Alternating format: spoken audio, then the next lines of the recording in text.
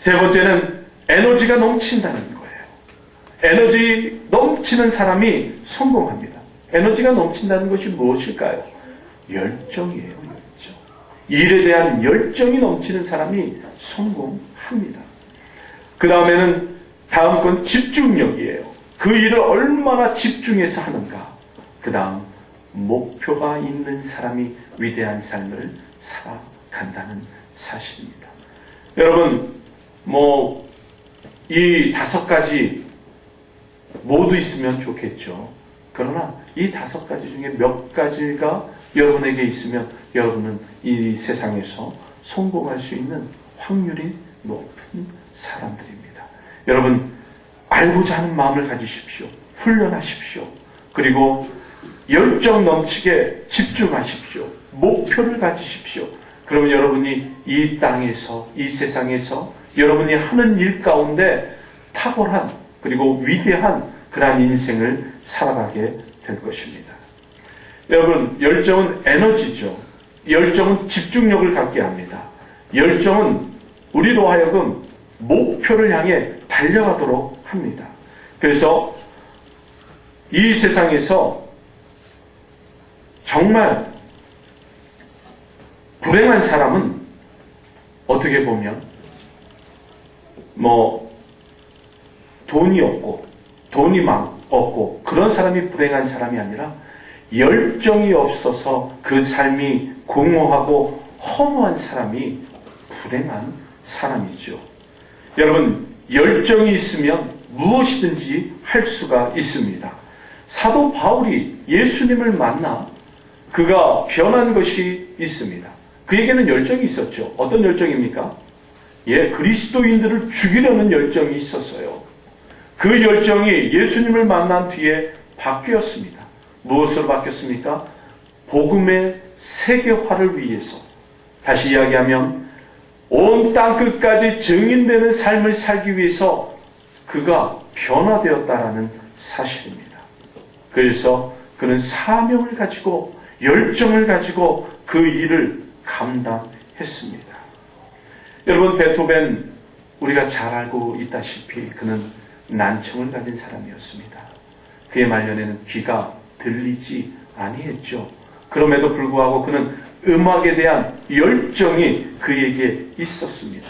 그래서 그는 죽기 전까지 많은 곡을 썼고요. 또한 어떨 때는 하나의 곡을 가지고 10번 이상 고쳐서 완성했다라고 이야기하고 있습니다.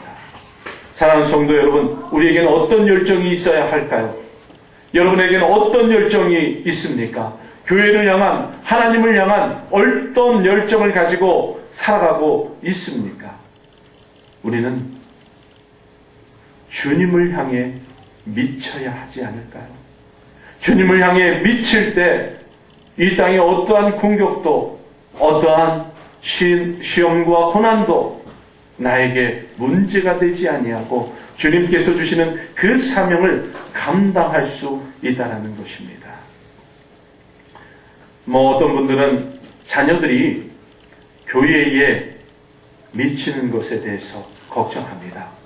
특히 고3, 고등학교 다니는 부모님만 해도 자녀들이 중고등부 예배를 드리는 것을 굉장히 싫어해요. 그래서 어른 예배를 드리고 때로는 1년 동안 너 교회 가지 마. 이런 부모님들도 교회 안에 많다고들 합니다. 물론 저희 교회는 그런 분들이 없습니다만. 그런데요, 예수님께 미치는 것은요, 좋은 현상입니다. 좋은 현상이에요. 다른 것을 바라보지 않게 됩니다. 무엇이든지 미치면요, 그 미친 것에 집중하게 되어 있습니다. 여러분, 노름에 미치면요, 형제, 가족, 자녀도 보이지 않는다고 합니다.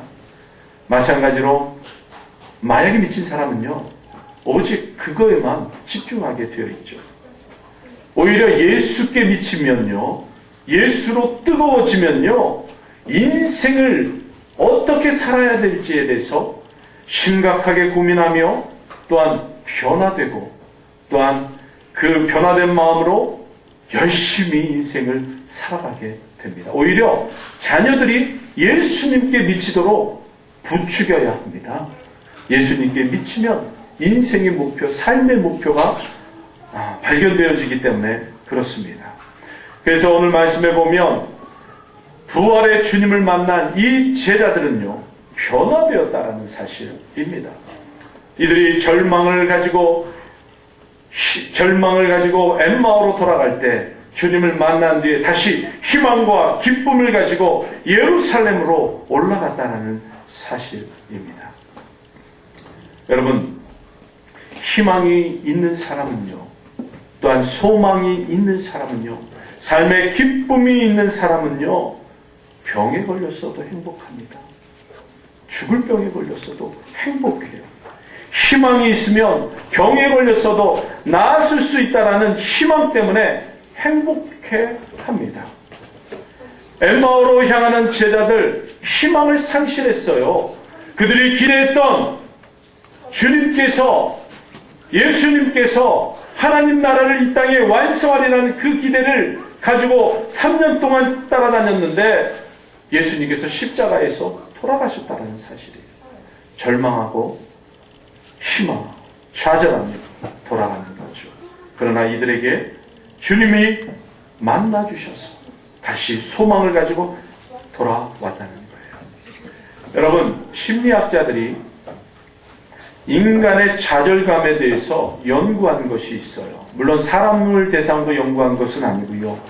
곤돌맥이라는 물고기를 가지고 연구했습니다. 그래서 그 곤돌맥이라는 물고기를 어항에 넣었어요. 큰 어항 속에 넣고 그들이 좋아하는 먹이를 충분히 넣었습니다. 그랬더니 얼마 안 있으니 이 곤돌매기가 그 먹이를 모두 먹었습니다. 그래서 이번에는 실험을 했어요. 투명한 유리막을 그 먹이와 곤돌매기 사이에 세워놨습니다. 근데 곤돌매기가 배고프니까 처음에는 여러 번 시도했어요. 그런데 유리막이 있기 때문에 몸에 다가오는 고통, 그 고통을 느낄 뿐더러 그 눈에 보이는 먹이를 먹지 못한다는 사실을 이 곤돌매기가 깨달았습니다. 그래서 나중에 시간이 지난 다음에 이 막을 걷어냈는데도 불구하고 곤돌매기가 먹이들이 많이 있음에도 불구하고 그 좌절감 때문에 장애물에 부딪혔던 그 경험 때문에 더 이상 먹이 행동을 시도하지 않고 굶어 죽었다라는 것입니다. 사랑하는 성도 여러분, 이것이 좌절이에요.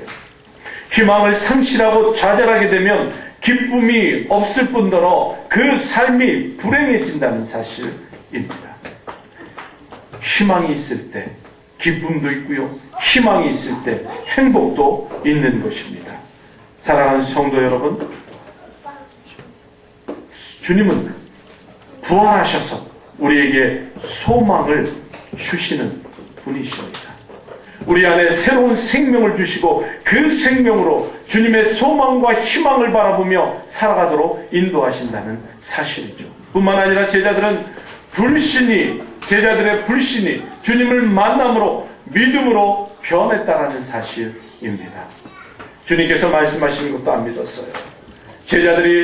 여인들이 주님께서 부활하셨다라는 그 소식을 전했음에도 불구하고 이 엠마오로 가는 제자들은 그것을 불신했습니다. 그러나 주님이 그들과 만났을 때 그들은 불신앙의 모습을 버리고 믿음의 모습으로 변화되었다는 것입니다. 어떤 분이 한국 교회를 비판합니다.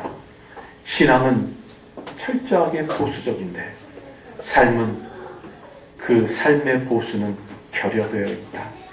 굉장히 신앙은 보수적인데 불구하고 삶의 실천이 없다라는 것이죠.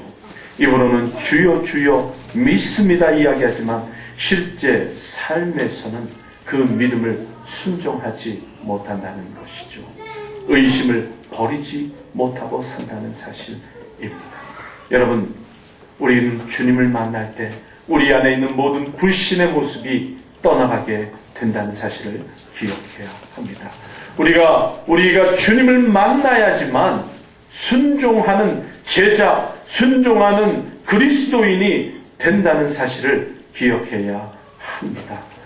말씀대로 되어지는, 말씀이 이루어진다는 믿음이 바로 주님을 만날 때 우리 안에 생겨지는 것입니다. 윌리엄 부스를 잘 아시죠? 구세군 창시자입니다. 그가 젊었을 때 병을 얻었습니다. 중병이었습니다. 그래서 의사가 이렇게 충고했습니다. 이런 몸으로 전도 생활을 하면 1년도 살지 못하고 죽습니다. 이 말을 듣고 부스는 깊이 고민하기 시작했습니다. 그리고 결단을 내렸습니다. 죽음을 각오하고 열심히 전도하는 생활을 선택했습니다. 그런데 놀랍게도요, 그는 그 병을 이기고 구세군을 창설하고 84세까지 살았습니다. 그리고 그는 이렇게 고백했습니다. 내가 젊을 때 의사는 나를 버렸습니다. 그래서 나도 의사를 버렸습니다. 대신 나는 하나님만을 의지하였습니다. 그 하나님이 나를 지켜주셨습니다. 여러분, 우리 삶에 물론 고난 받을 수 있죠. 어려움 만날 수 있습니다. 내가 견디기 힘든 그러한 시험을 당할 수 있습니다. 죽음의 질병에 걸릴 수도 있습니다. 그러나 우리 주님을 믿음으로 나가면 주님께서는 반드시 내가 빠져있는 그 상황에서 건져 주신다는 사실을 여러분 믿으셔야 합니다. 이것이 바로 부활의 신앙이에요. 주님께서 나를 지켜주셨으니, 주님께서 나를 지켜주시니 내가 죽음을 선택하겠다라는 거죠.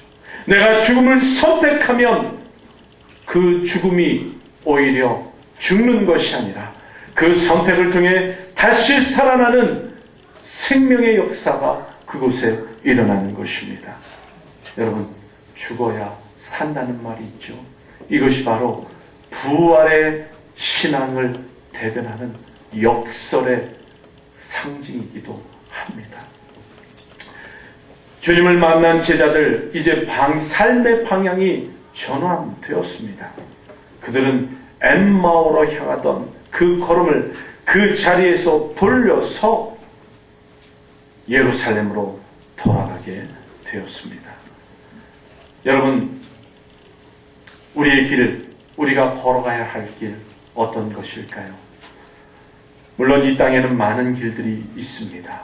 사람들이 걸어가는 길들이 있죠. 많은 사람들이 선택하는 그러한 길들이 있습니다. 때로는 자기의 직업을 따라 걸어가는 길들도 있습니다. 그러나 우리는 믿음의 길을 걸어가야 한다는 것입니다. 사명의 길을 걸어가야 합니다. 우리가 주님을 만나지 못하면 세상 사람들이 걸어가는 그 길 위에 서 있을 수밖에 없지만, 그러나 우리가 주님을 만나면 주님의 그 사명의 길을 깨닫게 된다는 사실입니다. 여러분, 사명의 길은 넓은 길이 아닙니다. 사명의 길은 평탄한 길이 아니죠. 사명의 길은 많은 사람들이 선택하는 그러한 길이 아닙니다. 어쩌면 광야과 같은 길이고 사막과 같은 길이며 낭떠러지와 같은 그러한 길일 수 있습니다. 그럼에도 불구하고 우리는 그 길을 걸어가야 합니다. 왜냐하면 주님이 나에게 원하시는 길이기 때문에 그렇습니다. 주님이 죽으시고 다시 살아나셔서 우리에게 다가오셔서 우리에게 제시하는 길이기 때문에 그렇습니다. 성도 여러분, 부활의 주님을 만나시길 바랍니다. 예수님은 부활하셨습니다. 그분을 만나면 우리의 눈이 열려집니다. 우리의 마음이 뜨거워집니다. 우리의 삶의 방향이 바꿔질 것입니다. 엠마오의 그 실패의 길에서 예루살렘의 헌신의 길로 우리는 걸어가게 될 것입니다. 사랑하는 성도 여러분, 부활의 주님을 만나십시오. 우리 함께 기도하시겠습니다. 주님,